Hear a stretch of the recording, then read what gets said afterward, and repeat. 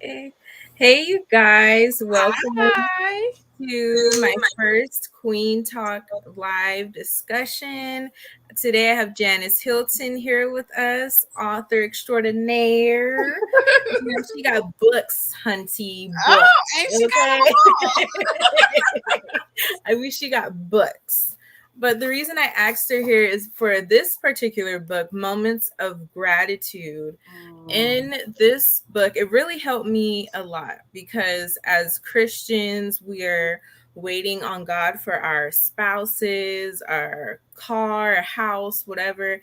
And because He hasn't open the door for that yet, we think God's not doing anything. Right. But this book really helped me be thankful for the small things. Not only that, you talked about your journey with your daughter and being a single mother, waiting for your husband. And that's my current position. I'm a single mother with a daughter. So it's literally like reading about myself.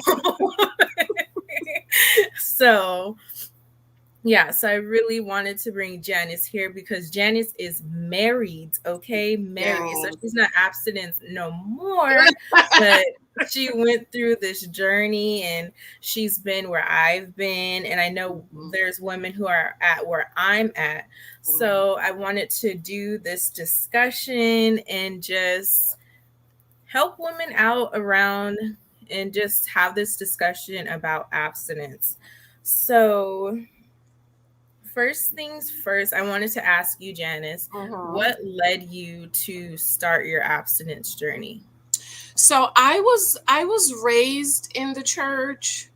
So, being raised in the church, you're supposed to wait until you get married to have Mhm. sex. And of course, that didn't happen for me because I started living with my dad when I was 12. And he had a girlfriend to move in with us, and she had two daughters, one older than me. And so she really influenced me. Like, I gave up my virginity because she said, well, you're supposed to give your virginity to the one you love. And that's exactly what I did. And of course I got pregnant. And and then a few years later, I came to my father in the Faith Christian Center, Pastor Bradshaw, and him and Sister Bradshaw really started to open up God's word and teaching on God's word and how God's best is for us to wait. And hello, let's not forget, you already have a baby at 16. You don't want to have any more babies. But they just teaching us how much God loves us and how much my body, that was a revelation for me, that my body is the temple of the Holy Ghost. Like that temple we read about in the book of First and Second Kings with King Solomon, that's our body. And that's how we should treasure our body and love our bodies and actually try our very, very best to wait until marriage to have sex. This is hard. Let's not pretend it's easy. It's not easy. It is very, very hard to do. And so that really just started me on my journey. And then I always wanted to get married. And it was all the seeds that he planted, like all men want to have sex, and all the seeds that he planted and all his little gems that he would drop will really help me to think, like, you know what? Take the cookie off the table. Okay. Don't give it to nobody. Okay. Yes, but for me, that's why I related to you. For me, it was after I had my daughter. I Hmm. became a single mother. And to be honest, my journey started from bitterness and anger. Mm, And I'm not going to let another man do this to me. right. But it's in that type of and so I'll backtrack. Before this particular journey, I had other abstinence attempts. I Hmm. attempted to be abstinent and didn't work out. But this particular journey, I started out as very bitter, angry, and mad. I literally hated men. So then I went through, it was probably a couple months after my daughter was born. People started coming to me. I had a dream you were married. And I was like, what? And it was multiple people. I was like, that's silly.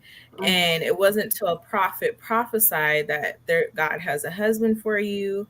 And I started saying, you know what? I need to heal my heart. I Mhm. need to get right because right now I am not ready for no man. Right, So right. that's how my abstinence journey started. It really started with me preparing myself, knowing that God wanted me to eventually one day be married Right. and having to prepare for that and get ready and yeah, just heal overall. And yeah, that's how Mhm. my journey began.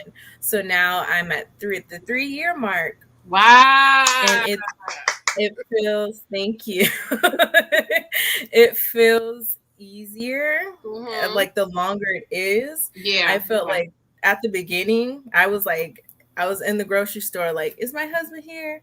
Where is he? Longer it But is. it's gotten I felt easier. like I really at the had to beginning, I was change my like, surroundings and things I listened to, watched, that whole thing, and it's really made it easier. But I want to ask you, what was the hardest part for you?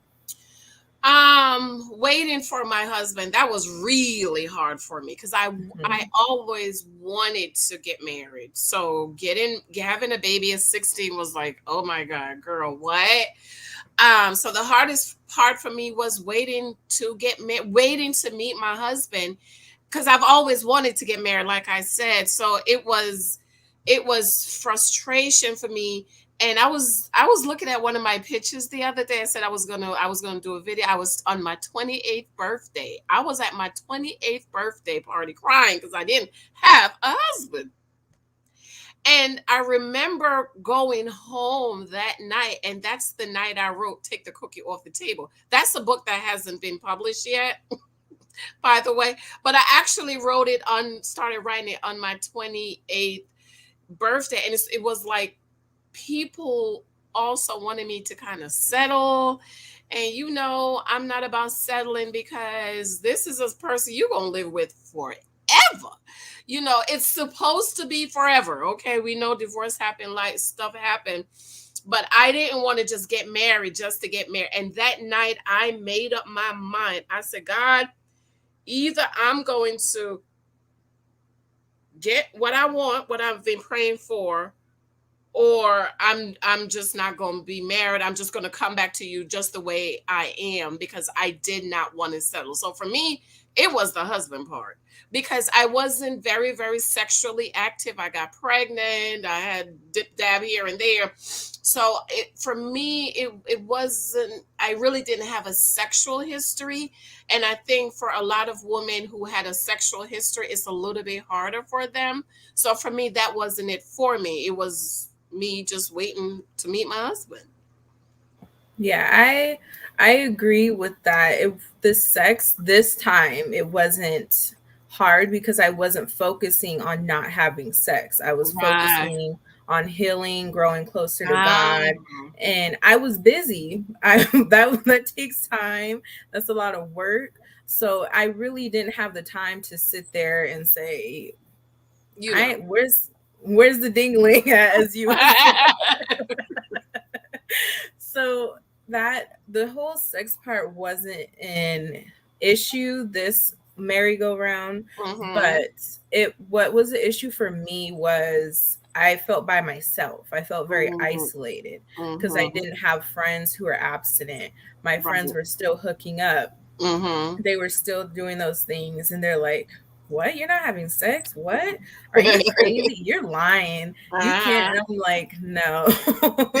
Then you have the friends who understand, they know you want a husband and they're like, well, let me Right. hook you up with my friend, let me hook you up with Ray Ray, let me hook you up with Pinky. And I'm like, I'm like, no, no, no. So, with that being said, let's get into dating while Hmm. abstinent. You Okay. talked a little bit about that in Moments of Gratitude about dating men and it not them not being the right one. Hmm. But what was that like dating for you? It was a journey for me because everything I'm telling you guys now, I was learning it as I was doing it. So, like in one of my books, I mentioned how when I was about 2021ish, there was that book that talked about saying goodbye to dating. And I tried reading it because in my head, I'm like, well, that doesn't make sense because dating is about data. It's not about having sex, making a baby, moving in, checking in. And I talked about how I just could not read that book. The Holy Spirit would not allow me. And even when I wrote 23 Tasks of Guys, I tried to read it again and I couldn't. It's right up there. I'm looking at it right now. I just could not read the book because the information was incorrect. And when I was dating, there was not a lot of information out because this was in the 90s for me, so there wasn't a lot of information that was out there. There was no social media, right? Facebook is what, 20 years old, about 20 years old. So in the 90s, there was none of all that we have today. I didn't have that. And so I would read a lot, but I would read the Bible stories of Ruth and Boaz, Jacob and Rachel, Esther and the king. And we don't talk about Mary, the mother of Jesus, much, but she also. So everything you guys, I'm telling you, I was learning it as I went along. And I just knew that there was this certain type of man that I wanted. And if I didn't meet that type, I just wasn't going to waste my time. So they talk about ghosting in 21st, in 2000s. I was doing it in the 90s. Honey. I was ghosting guys in the night. I'm like, I won't waste my time. Right? That's how I felt. Like, I wouldn't say I've dated anybody, but because I haven't even got that far to like nobody to where I would date them. But I've gotten to know some people, and it was just like, I feel like I've gotten so much pickier because through abstinence, I felt like I really found my self-worth and value. Yes. I really understood like what I bring to the table and what I deserve. So dating was pretty much non-existent, but it didn't bother me. I had a situation. I honestly felt like the first 2 years, like I was hidden because it was just nothing. I was dry. Like I wasn't no heads turning. So I was just like, that was kind of frustrating to me because I didn't understand it. But once I started to understand God's rejection is his blessing sometimes, because I met one guy and I was really interested and he didn't follow through with pursuing me. So I felt like, what's wrong with me? It's because I'm a single mom. I immediately started doubting myself, but then he was exposed for things he was doing, and he was not the right man for me or to be around my daughter. And that's when it hit me that, you know what, God's doing this on purpose, but it's his blessing as well. He's protecting me at the same time. So yeah, that was my journey that's been my journey so far. And yeah, I just feel like I've gotten a lot, I don't want to say pickier, but I just know what I want. I'll say that. I know what I want. And a lot of people, the last guy I was getting to know, I was like, I understand why a church girl would fall for him and think he's the one. And he was quoting scriptures and if the Lord willing and all these type of things. And then I was like, something's not right. Like, he seems like a good guy, but something's not right like about this. But he wasn't my husband. What's wrong with it. There's nothing he's not a bad guy, but he just wasn't the one for me. And I just learned now I'm confident, I'm comfortable in my abstinence journey. Before, like every year I'd be like, I'm gonna be found this year. And if it got to December 31st, I'd be like, what? But it's gotten better. You would think it would be the opposite. The longer it's been, the more weary I would get, but I've really gotten comfortable. And I don't want to get too comfortable now because I want to be ready. Okay, so I want to talk about in moments of gratitude. You spoke about you believed your marriage was delayed. Mm-hmm. So, can you talk about that? How you feel that was delayed? Do you feel like Give me a little it bit more was you? context. Was that Hmm? the situation? Give me a little bit more context. Was that the situation with my daughter? Do you remember? No, it was you were outside of a bank or something, Oh, yes, and yes, you yes. said a prayer about Okay, that releasing your husband and all of that. okay. Okay, so for me, I should have been married, okay? I should not still be 34 when I met my husband, 33, 34, and not be married. Because I was doing everything. I was faithful in the church, I was teaching, I was abstinence, I wasn't compromising nothing. And so it was November 2010. November 2010. I was going to the bank and I was like, Lord, where is my husband? Why am I not married? And the Lord, I remember the Lord said, look up, or I looked up. I think he said, look up. And it was a cloudy day, November in the Northeast. It was cloudy and it was getting chilly. And the Lord said to me, your husband is held up. And I was like, what? What you mean by hold on? This time I prayed for my husband. And he said, there are women that have laid claims to him and claim him as their husbands. And you need to pray for him to be released. I couldn't believe it. So this is why we have to stop doing that. Because I used to do it. I met my Boaz, girl. Let me tell you, I met my Boaz today. Don't know nothing about him. Don't know where he worked, how many kids he got, nothing. But you're claiming him as your Boaz. And so the Lord let me know that there were other women that had laid claims to my husband as their husband. And I met him a year later. I met my husband November 4th, 2011.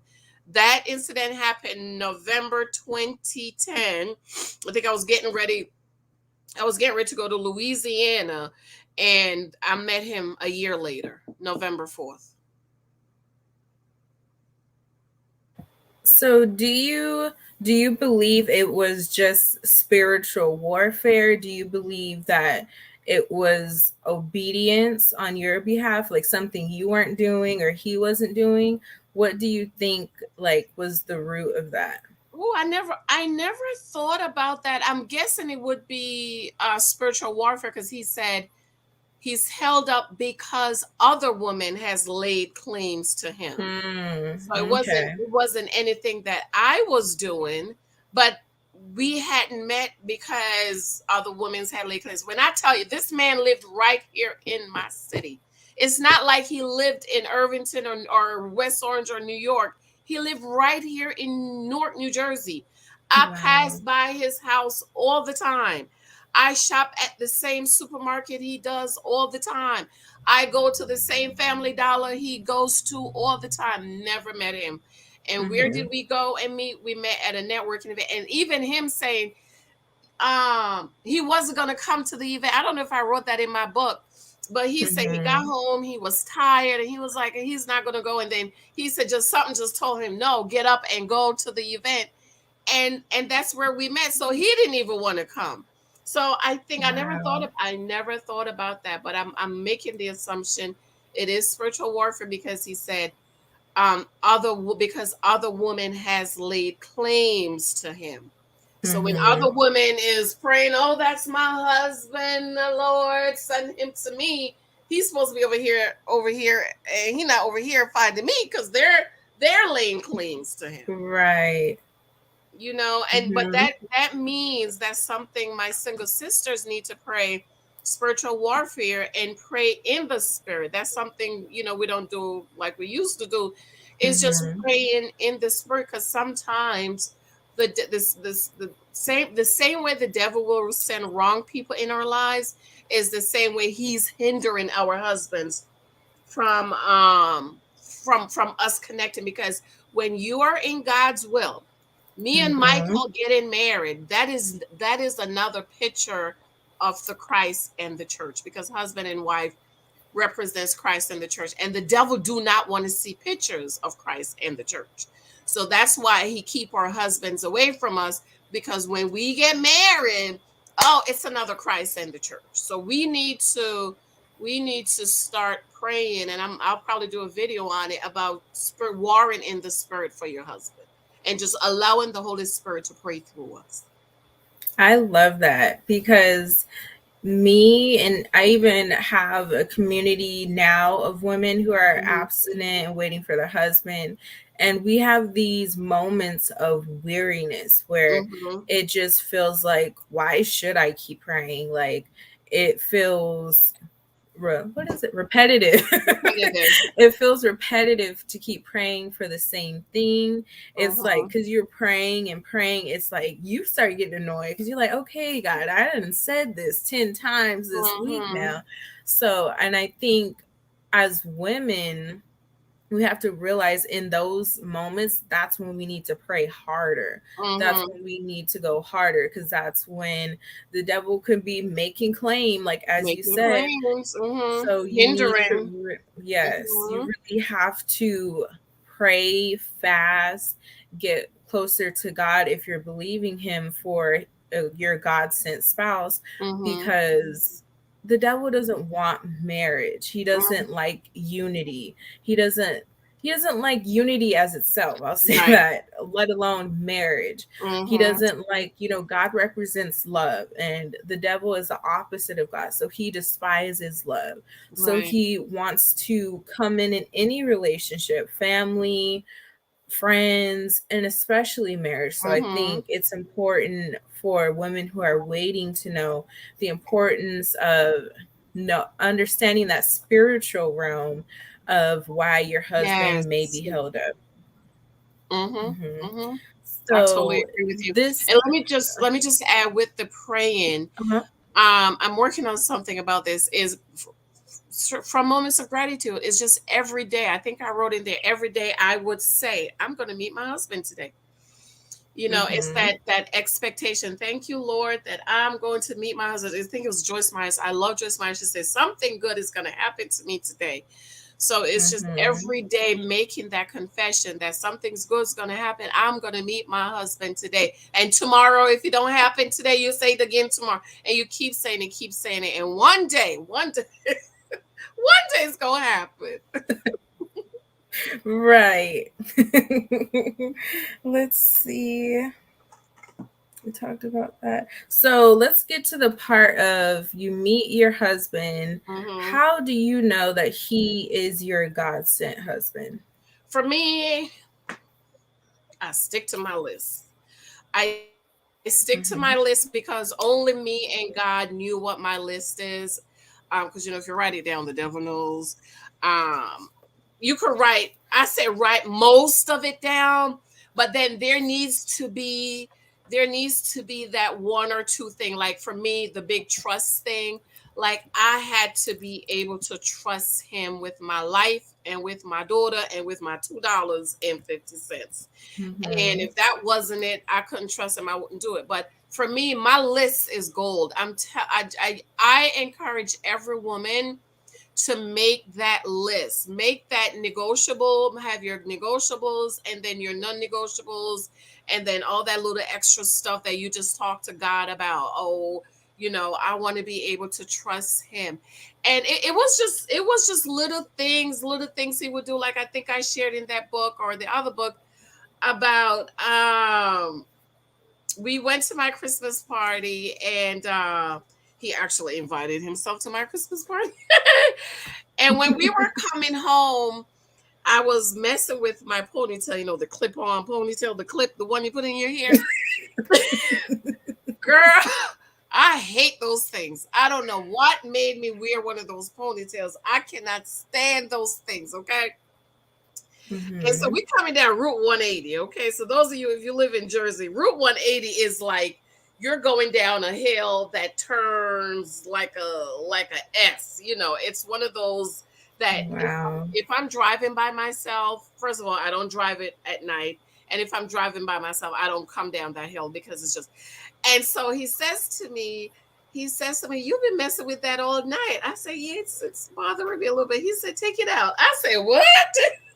I said, "What you say?" He was like, "Take it out." I said, "Take it out." He said, "Yeah, take it out, girl." I popped that point. I just did this and threw it in the back of the car.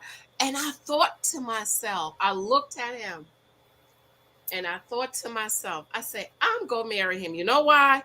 Because I wanted a man. I wanted a man that I could be comfortable around. Right.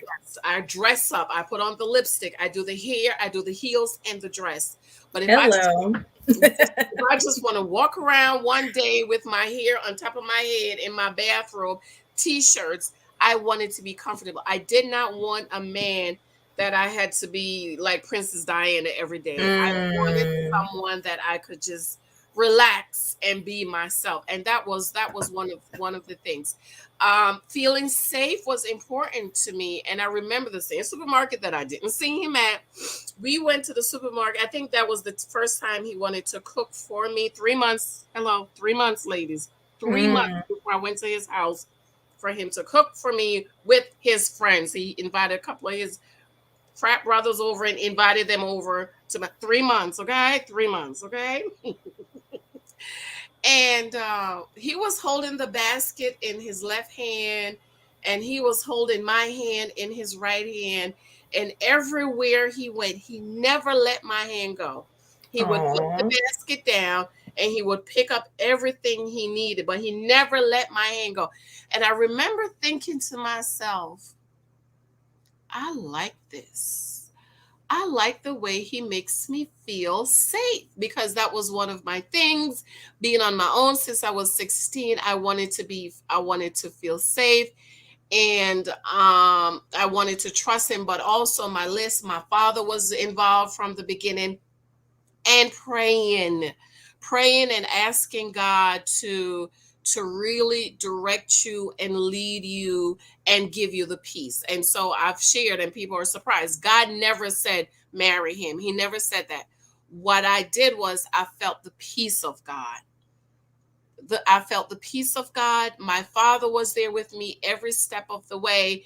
And I told my father, the one guy we agree on, that's the one I'm going to marry. And for all of my years, I've been with him since I was 17. I met Michael at 34.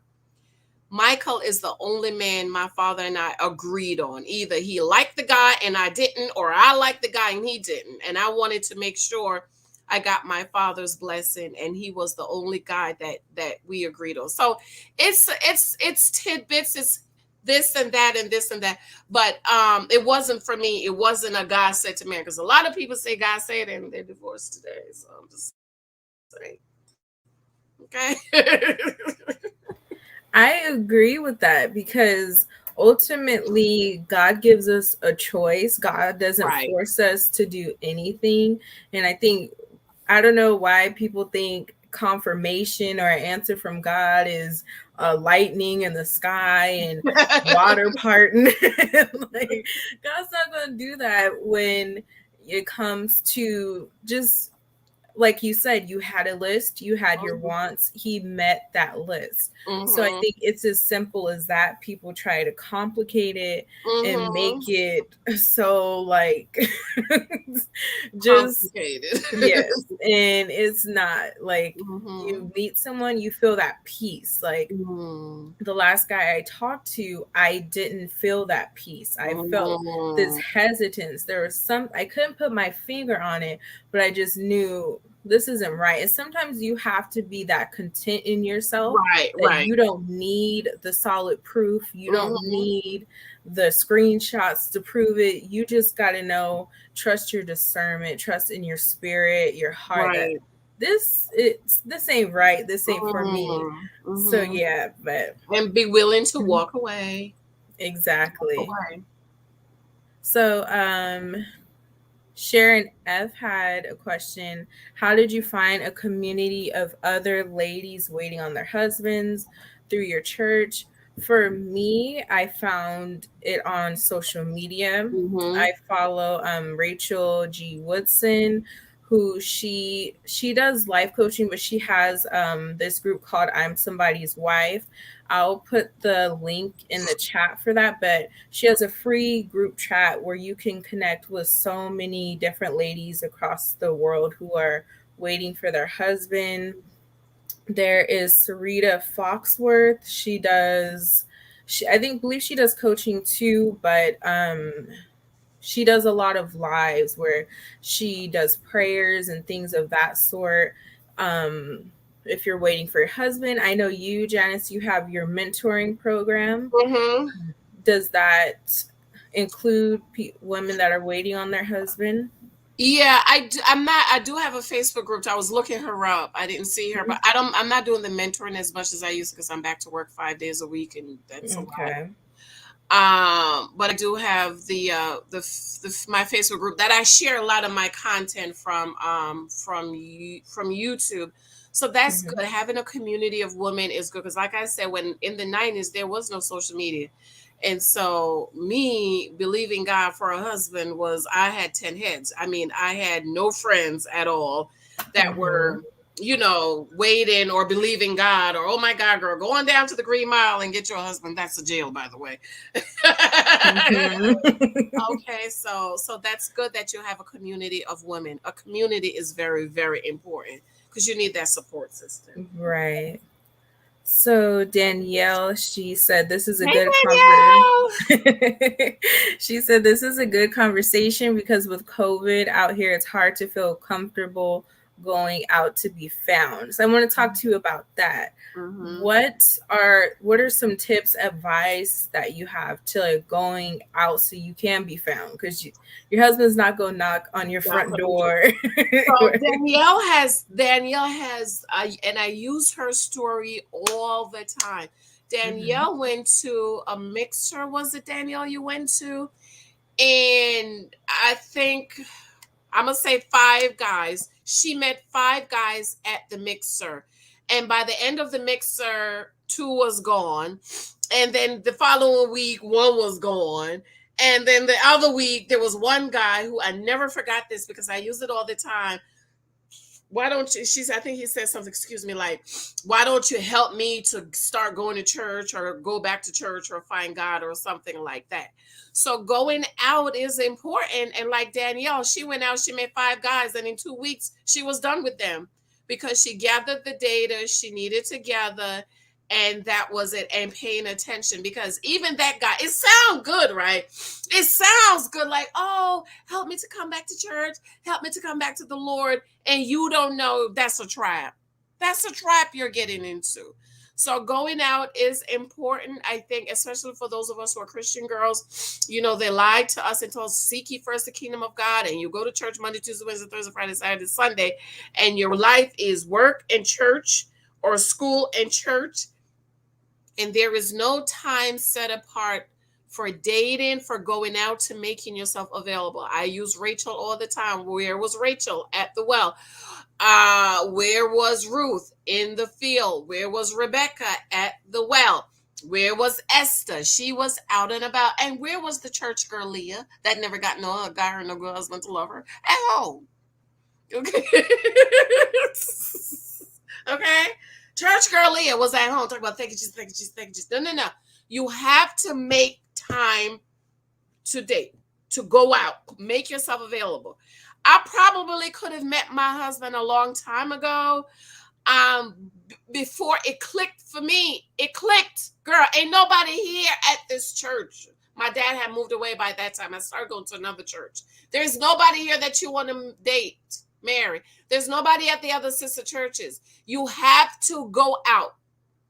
And my husband also said he didn't like any of the women at the church. They would come up and smile in his face, but he wasn't interested in them. And when he finally got married, honey, if looks could kill, I would have been a dead woman.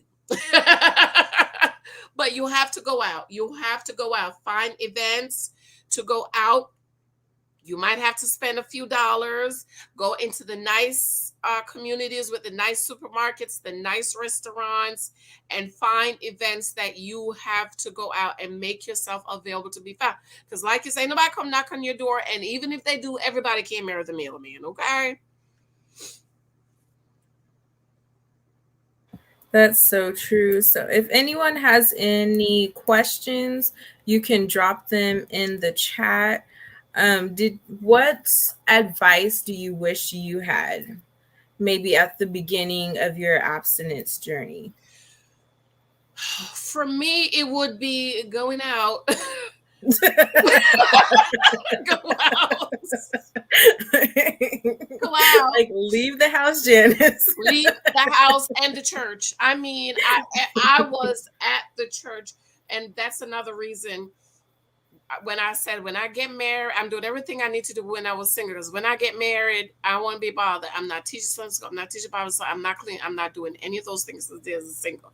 So for me, it would be going out. Though I also wasted my years in college because I met my college sweetheart when I was 19, and then my father had me to break up with him, and so I spent 3 years crying over him. So my whole time in school, I basically wasted it crying over my college sweetheart. Okay, so it would be going out, and I know for moms, for single mom, it's hard. It's really, really, really hard. It got a little easier for me because my daughter was older, and I could leave her for a couple of hours and come home. Or when she went in an activity, I would go do something too. Or I would meet up right after work, and then I would go get her from after school program. So for me, I think my biggest enemy was I wasn't going out. I was not making myself available to be found because I was doing everything else. I was doing everything else right, except I was not making myself available until the Lord spoke to me. Get up, go out. That's what the Lord said. He said, get up, go out. Okay. That's good. That is a good one because people take that scripture to heart.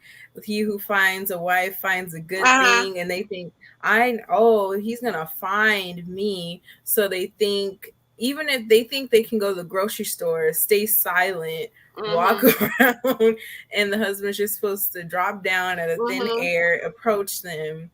So I think that's also important. Or at the church. For years, I just knew. I knew it. I knew it. I just knew Jesus was going to send the man. He was going to sit right next to me and said, the Lord said, you're my wife. I knew that. I just knew, girl. Every time the door church opened, all of us will turn around. It's a man. Oh my God, that's my husband. You don't know. Let me tell you what God did for me. He didn't do it at the church, but he did it at the networking event. He sent my husband, and he sat right next to me. You see how God will work it out for you? That's so that's so good. I think it's, as women, we see that word found in the Bible, and we forget that we have to make ourselves available. Exactly. So making ourselves available, approachable. I think women think that it's thirsty to shoot your shot, but I believe there's a right and a wrong way to shoot your shot. And I don't think shoot your shot isn't always you look good, ooh, you fine. Oh, like it's not always lusting over a man. It can be as simple as just creating an open door for communication with him. So I think we can't make everything so literal or so spiritual. You got to think, okay, if I was a man, would I approach me? The way I'm looking, would I approach me? So we got to be real with ourselves. We can't have this facade that we are just up on this high castle. We got to be real with ourselves and saying, you know what, I need to make myself more available. I need to, maybe I don't need to wear sweatpants every time I leave the house.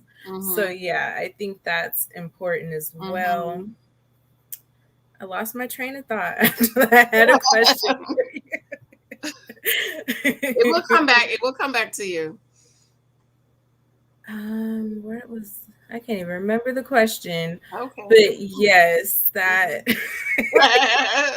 I'll be so mad. I'll be like about to go to bed and be like, Oh, that's what I was that's gonna it. ask. But my tip or advice in your abstinence journey, for me, it would just be to be comfortable in isolation, Mm, be comfortable with, or don't feel that you have to fit in with everybody else or do what everybody else is doing.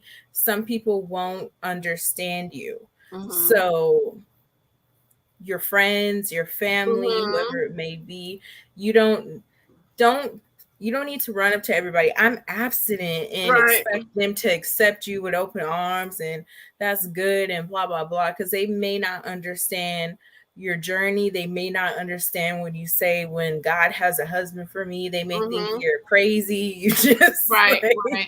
so for me it was, I being comfortable in isolation. I had a season of literally being by myself, and Mm-hmm. because I was abstinent, not being invited out anymore and Oh yeah. different things like that. So just being comfortable and confident in knowing who you are. Mm-hmm. Let's see. And just adding to that, I remember this group of girls were friends at work, but they would never invite me out. They would never. Mm-hmm. And I remember one time seeing them went out, and I was hurt. I was so hurt that they didn't invite. I mean, we hang out at work. At work we have lunch together. We at each other's desks, but they would never invite me. And I remember being so hurt. I was hurt. I mean, hurt. Like I want to cry. Hurt. And I Wow. remember the Lord speaking to me and say, "You're not like them. You're not like them. They don't invite you out because you're not like them."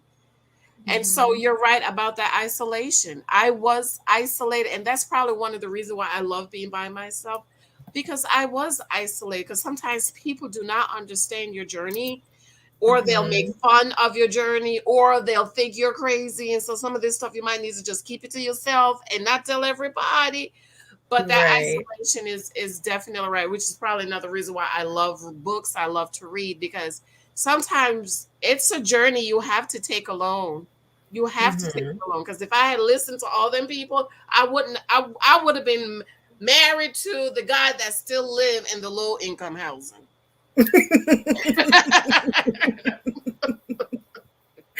Okay. Okay, I would That's still be. Every time I passed there, I shook my head. I said, "Lord, I thank you. I could be living in that place right now."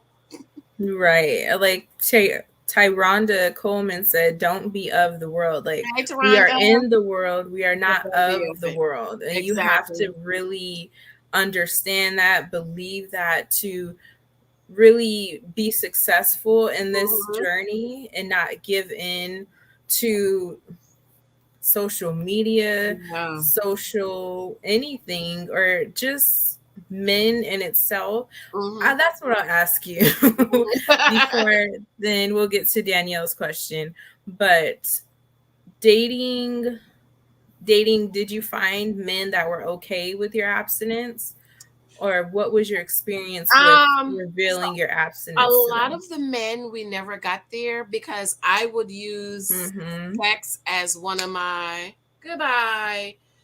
Uh, Thanks, sir. You don't know me. Why you need to know my favorite position, okay? And so I'm thinking about a couple of guys that I've gotten there, which of course was my husband, Mr. Rugged, Mr. Kryptonite, and maybe one other guy. Yep, I'm seeing him the basketball play. He was cheap, so I had to let him go. Okay. And so so there were about four guys that would get to that. I'm abstinent. It's not something you tell every man, because it's like a bullseye for them. Oh, you're abstinent. Oh, I'm gonna get it. I've had guys I work with to tell me, oh, I'm gonna get your cookies. They've told me that. Okay, so it's not something. If he bring it up too early, you say, "Oh, I don't want to talk about that right now." And if he keeps pushing it, you already know where his mind is, and you need to just let him go. Okay, if he bring it up and you say, "Oh, I don't want to talk about that right now," and he says, "Okay," and he never brings it up, he's all right. Keep talking to him, okay? But the other ones that want to keep on pushing, mm-mm. Nah, That's drop. that's so true. The last situation or getting to know phase that I was in, it did come up. It got to that point. That was the first guy that it got to that point with, Mhm. and he said, "I'm abstinent too." Mm, And a part of me was like,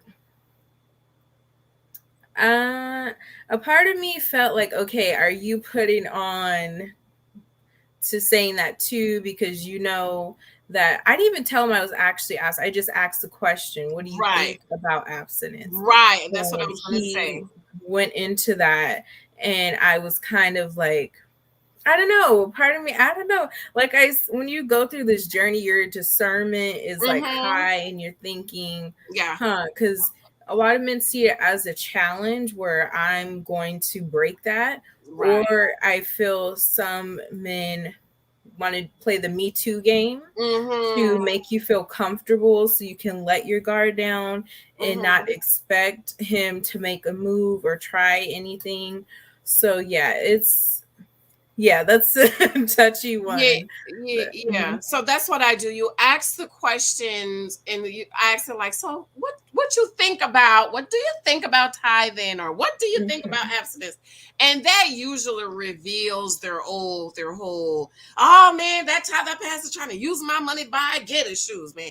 That's robbery. They're trying to use my. You already know, child. He's a God mhm. robber. Okay, Right. will a man rob God? He's one of them. So Danielle asks, how do you both feel about online dating? I love online dating. I mean, Mhm, online dating, I think start maybe came out in the 90s. I don't know, but I remember doing I met a lot of guys on online dating, and I was able to I think to just shift through them because I don't need to meet you. I don't got to talk on the phone. I already know by reading your profile what you say, what you think, what you believe. And if mhm, even if it got to a telephone call, you already have a lot of the. I don't know why people don't like online dating, honey. I love it. It saves me a lot of time and energy. And a lot of the guys I dated, I never went out with them. I was either talking to them on the computer, talking to them on the phone, and I already knew I'm not going to waste my time to go online mhm, date. It's the same.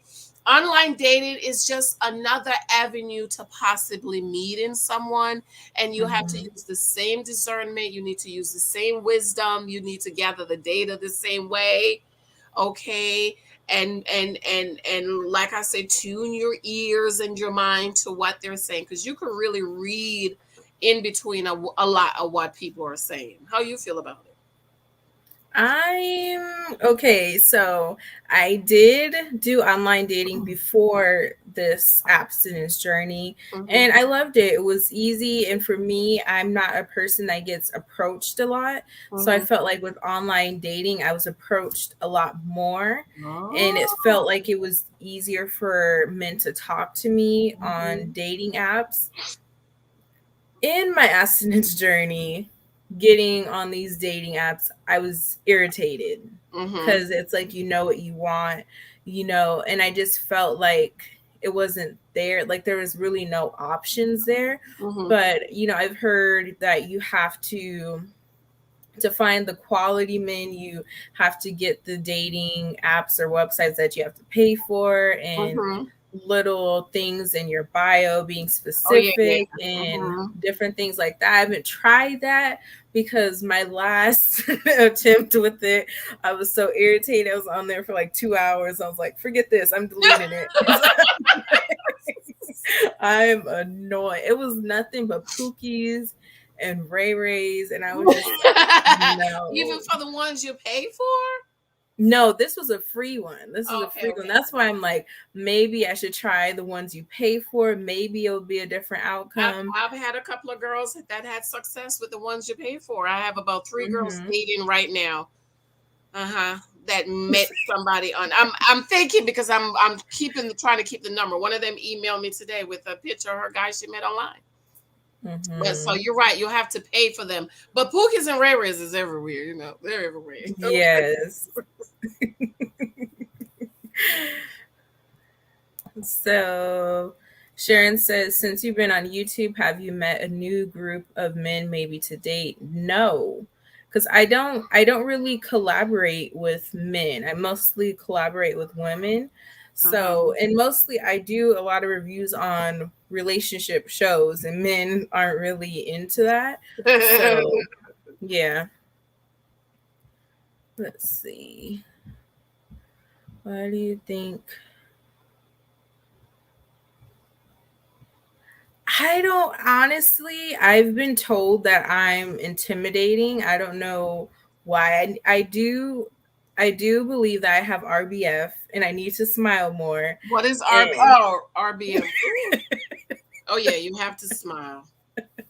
so I think it could be, I don't know, people, I get that a lot, that I'm intimidating as far as just approaching me. Once people actually talk to me and get to know me, they're like, oh, you're totally different than I thought you would be. I'm like, what does that mean? Like, but I get that a lot, that I'm intimidating, that even in work environments, I've been told that Really? is, yeah, that people don't feel comfortable approaching me about work. So I'm like, Oh, we got work on I that. child, yes, Janice. I How tall are you? I'm 5'3".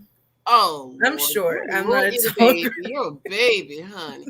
Really? Because you're right. You're very sweet. You're very pretty. Well, you guys send us some pictures what you look like when you're at work. You're not like, you know what? Do you say good morning to everybody? Do you like good morning? Good morning. If I feel like it, sometimes I'm No, you like, gotta do it all the time. Try that tomorrow. okay, I be in my head. That's another thing. I'm Mm-hmm. one of those people, like, if there's work to do, I'm not, that's all I can, I'm just like, I need to get that done. I need to Mm-hmm. get this list done, then I'll speak to people. So I'm like, Try I'm try very, try the good morning speaking every time you see somebody. Try and say with this good morning, good morning, then they good gonna be like, morning. oh, she must have got a man now. She's That's smart. okay. And let them think it. Or every time you pass them, like, hey, how are you today? Try that and see. Because I just can't Okay. imagine people think that about you. Well, like I say, you have the RBF, and then if you're in your head, so you know, you have to kind of get. I'm one of those people that, hi, good morning, hi, how are you? Hey, hi. I'm like they call me the social butterfly, but where's so so? Oh, she over there in Janice's booth. Yeah, try that and see if that works for you. Yeah, okay. I will try it. Mhm. I have to keep it on. That's the problem with me. I'm so in my head. So I know it's something I need to work on, but as soon as my mind goes somewhere else, it's like out the window. There you go. Maybe I'll put on a Get sticky a note. sticky pad. Yeah, get a sticky pad. Put it on your computer. And if you're walking down the hall, you're going to the restroom. You just take it and hold it in your hand, so you know this is what I need to do. That is good. I'm Uh, gonna do that. yeah, try it. Kimberly says yes, stay away from the free apps.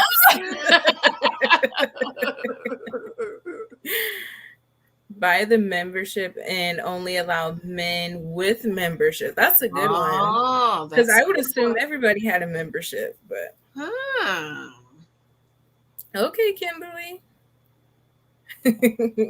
So is there anything else you want to add, Oh, Janice? I was just thinking, excuse me, which group, which of them are the good groups for anybody in the comment section? Which dating apps are good? I know two of my girls met their guys on is it BLK? Oh, really? Wait a minute. Let me check the email, girl. Don't quote me. I haven't heard anything. I was wondering if, like, people have real connections on there, because I only see it on social media. I never hear people talk about it. But I've heard some women I've heard found their husband on eHarmony. eHarmony's Um, good. I'm trying I to don't know, see. Christian Mingle. I don't know, something about it makes me think there's like imposters on there with that Definitely. name. Okay. I have a few. So I have Christian dating for free. I'm guessing that's a free one. Zooks, Zoosk. Christian Mingle, eHarmony, Elite Singles. That's I think, I don't remember. Match Our Time. I think Our Time is for the older couples, singles over 45.com.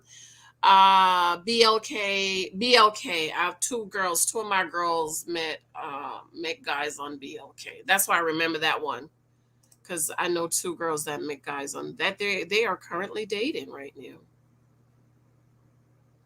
Mm-hmm. That's good. Yeah. These so there's probably a bunch of ready to love Davids on Christian. That's what I really feel. That's what I really feel. That's why I haven't been drawn to that. Mm-hmm. Yeah, it's really, but you just have to keep on doing it, keep on going out. Hmm. Um and I said just set time for dating. So let's say if you're going to dating at maybe once a week, you're going to take 1 hour, or maybe twice a week, you're going to set aside in your calendar, okay, I'm going to take an hour today, Tuesday, and I'm just going to go through my profiles and stuff. Hmm. And just set That's that true. time apart to we have to make time for dating, especially Hmm. those of us that are church girls. We don't have any time for nothing else because we're at the church all day every day, but we have to we have to set time apart for dating. That's very true. What do you think, about the Gil and Merla situation? What do you think about that? I think, yeah, Dating, I so in dating, since we're talking about dating, in the dating arena, what do you think about that? I'm going to go back to a comment I received yesterday. Let me see if I can pull it up real quick. Mm-hmm. Because someone commented on my last video about Gil and Merlin. But let's see if I can pull it up real quick. So she says, "What are you talking about? Merla is in a marriage. It's different from just a boyfriend relationship.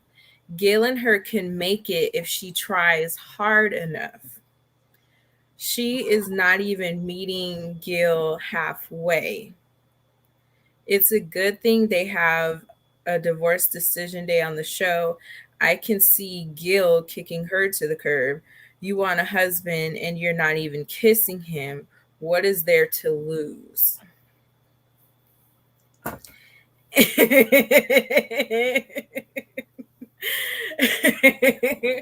So, with that being said, and my response was, "You sound like you want her to settle." So that's where you sound like where you at, because she is trying, but she has Mm-hmm. boundaries. She has standards. That doesn't mean that she's not trying. Mm-hmm. So, and on top of that, she just don't like the man. Like She don't she like him. don't like him. So yeah, I am Team Merla. Me too, girl. Me too. I love that she's not letting people pressure her. That's what Mm-hmm. I've been saying during this live. During when you're choosing abstinence, you can't really succumb to the outside pressures of what other people are Mm-hmm. doing and what they think you should be doing. So I like that she stays in her head, she stays with herself, That's what she right. wants, what she needs. She was very quick to point out, you want 8 kids, you want a house, Ah, and you have no no money. savings. No So we money. have to start from scratch. And And that's another thing. We can't tell Merla to lower her standards or change what she likes when that's what she likes for her. Right, right. So everyone's standards, boundaries are different. So you have to, like you mentioned, Mm-hmm. Janice, writing that list of wants and needs. You Mm-hmm. really, you have to do that and stick to it for you. Mm-hmm. So I think when people, like outsiders watching Merla, try to tell Merla what she should do when she has her own standards and boundaries, I think it's ridiculous. But Mm-hmm. what do you think, Well, Miss? yeah, well, you know what I think about it. But I totally agree with you. I totally agree with you. And I did in one of my videos today. I love this episode because it's pointing out a lot of the stuff I talk about. You know, um like, don't lower your standards for what, for a man. You're going to lower your Mhm. standards for a man, and then you're going to be unhappy. That's the thing people don't realize. You're going to be unhappy when you settle. You're going to be unhappy. That's why you have to get the person you really want, because you don't want to be unhappy, because all that physicality is just going to last about 3 months, and then 3 months later, girl, when you're Mhm. hungry, okay? Yeah, don't settle. Don't settle for less than what you want. That's true. So Sharon F says, Janice, I've heard you talking about a man being a hunter, wanting to be respected, admired, and adored. Touch on that in the Merla and Gil situation. Man, if you want to be admired and respected and adored, you have to be the husband that we want. You know what it is? Men think because they have a ding-a-ling, they should be respected, honored, and submitted to. And you can't put a Mm-hmm. roof over my head. You can't put a food on my table. Just like Gil and Merlin. What has he done?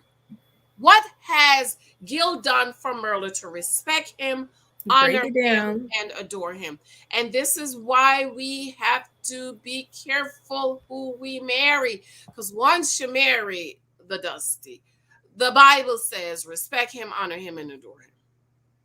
And the problem is a lot of women marry the Gills, and you can't respect, honor, and adore him, and then the battle is in your marriage. Respect me, honor me, the Bible said, and you just can't do it because he's not a respectable man. So that's why we can't just marry anybody. We have to be careful. Gillimer, girl, good. Please kick him to the curb, please. I can't. I just can't. Kimberly said, that's so true. People stick to standards in other areas of life, but are quick to settle in Mm-hmm. relationships. We must do Mm-hmm. better. That's true. If you go to the car lot and you say, I want a Mercedes, Mm-hmm. you ain't looking at the Pinto The and four-wheelers. the Hondas. Why you Right. so why when it comes to a man, like women have this whole, oh, I can't say anything, I can't go against the grain because I might lose him. Mm-hmm. It's like we have to stick to what our wants, needs, and desires are. Mm-hmm. Mm-hmm. And just remember, it's forever. You're gonna be with it. You're supposed to be with him forever. You're gonna live with him forever. Okay. And we have a choice as Right. women. I think we, like I said before, we make things too literal, too spiritual when Mm-hmm, we mm-hmm. stick to that scripture, he who finds a wife, and we forget that we have to choose that husband too. That's right. That's right. So even in all these different reality shows, and people want to say, well, you're going too hard on her, but no, she's it has to be held accountable too because she chose that man. Exactly. So I Exactly. think we have to take accountability Mm-hmm. in when we're entering these relationships, whether it's just dating or marriage. Mm-hmm. Mm-hmm. Definitely. Okay. Well, that is all I have for you, Well, Janice. thanks for hanging out, darling. If you want to add anything, you're more than welcome to. And I thank everyone for No, just basic tuning everything in. we talked about. I think you did great. Mhm. Wait, am I hearing feedback? Okay, I'm sorry. Just everything you said was just perfect. You know, we have to stick to our standards. Remember Gil and Merla, they're a perfect example. A lot of women marry the Gills. I'm telling you, this is why they become the naked wives, because you marry the Gills. I'm telling you, it's easier to stay by yourself than to marry a Gil. I'm trying to tell you, because you're going to be frustrated, irritated, you're going to be fighting all the time. And for me, it's just better to be at peace. Don't you prefer to be at peace than to get your kitty cat scratched? I mean, he can't do nothing for you. Okay, he can't do nothing for you, because after the kitty cat scratch, you gonna want a sandwich, and he can't buy you no sandwich. Right. That's so true. I don't know. I still have to come up with more topics. This was just the first discussion. I would love to have more abstinent women. Mm-hmm. I Queen Talk is something I came up with. It doesn't have to be um only about abstinence. It's Right, just about women discussing certain topics and empowering each other, right. uplifting and encouraging each other. Mm-hmm. So I don't know. Yeah, I love Hopefully, this. the God will drop a cloud down of topics. I'm just kidding. But hopefully, I'll be able to do more frequent discussions and Hmm. have Janice on my channel more Yeah. because I love her content. I love her Thank books. I you. love this shirt. Take the cookie off the table. Yes. So make sure you are checking her out on Amazon, Janice Hylton, Thank getting you. all her books like 23 Types of Guys, 10 Years of Girlfriend, Moments of Gratitude, The Mhm. Wisdom Journal. There's so many books she has. And it's so good. It's so refreshing to find someone like Janice on YouTube who shares the perspective and opinion that she has. So Mhm. I love watching all Janice's videos.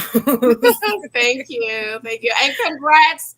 Congrats on your channel, growing your channel, getting your 1K, being approved. You have commercial, girl. You are getting paid. Okay. Thank you. So everybody go back and just run Miss I's playlist so she could get her some ice cream. She could get the Some babies some ice ice cream. cream. That's all you're gonna be able to You know buy. the struggle, Janice. That's all you're gonna be able to buy. You some buy the baby some ice cream. I call it the ice cream money. That's all you're gonna need. Play her playlist, because now that she's approved, now those videos are really counting. So right after, I'm gonna jump on my 3 channel and play those playlists for you, so you could get the baby some Oh, ice cream. thank you, Janice. I appreciate all your I'm support. so proud of you. I'm so proud. Kimberly's next. Yes, Kimberly's next. Kim. We have to help Kimberly to get her channel pro. So Kimberly, maybe you could do a live one evening, and we can all come on and help you to get your hours and numbers and stuff. So we need to plan something, Kimberly. Yes.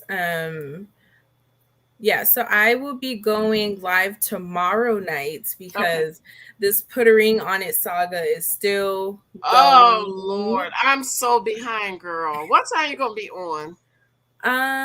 Your time. What time is it? Your time? I think it's around 7 or 7:30 my time. So it Mm. might be Mm. 9, 9:30. We all know what you be doing around that time. Girl, Lord. Me and But Auntie coming live on Tuesday. I hope Auntie know I oh, you can't. guys are going live Yeah, together. I want to make sure she get the message 6 o'clock, no later. Okay. I will be there. But yeah, Yeah. we'll be today. Kamisha Reviews had an interview with Georgie, the Greek lady, the ride or die. Yeah, she had an interview with her today. Tomorrow, Alexia is doing an interview addressing the whole 14-year relationship being fake. Where So is she doing that interview? that's on Crystal Jordan's YouTube. Okay. I'll sure to check it out. Yeah, so we're gonna have our little say about what we think about these interviews. Hopefully, this will be my very last Well, I'm behind. video. I haven't Of, even watched the interview. I've been watching all of your videos, so I'm just kind of mhm. lazy about it. But I need to do better because, So honey, yeah, this is drama filled. I'm like, child, do y'all just go on vacation, do something like y'all?